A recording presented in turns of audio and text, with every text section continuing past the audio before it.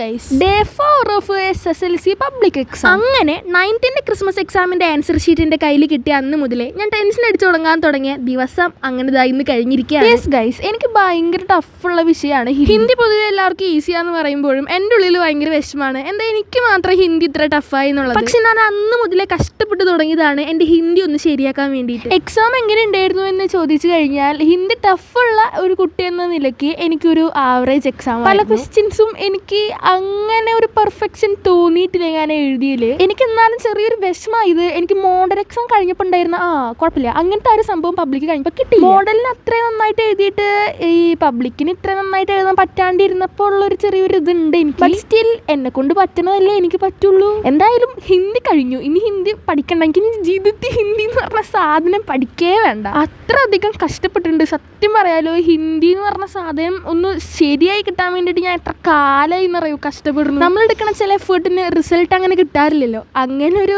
ഇതായിട്ടാണ് ഞാനിപ്പോൾ ഇതിന് കാണാൻ വേണ്ടി ശ്രമിക്കുന്നത്. പിന്നെ നമ്മളെല്ലാവരും വരുന്നു വിചാരിച്ചിരുന്നു, അപ്പോൾ ഇതിൽ സ്ഥലത്ത് ഹുവ ആദ്യം വന്നില്ല, ട്വിസ്റ്റ് ചെയ്ത് സീലാബിന്ദിയിലടിക്കുകയാണ് വന്നത്. ഹിന്ദി കഴിഞ്ഞപ്പോൾ വെയിറ്റേജ് ട്രൂ അല്ല എന്ന് എനിക്ക് തോന്നി. നിങ്ങൾക്ക് അങ്ങനെ തോന്നിയെങ്കിൽ കമന്റ് ചെയ്യുക. അപ്പോൾ നിങ്ങളുടെ എക്സാം എങ്ങനെ ഉണ്ടായിരുന്നു എന്ന് കമന്റ് ചെയ്യാൻ മറക്കല്ലേട്ടാ. അപ്പോൾ ഓക്കെ, ബൈ.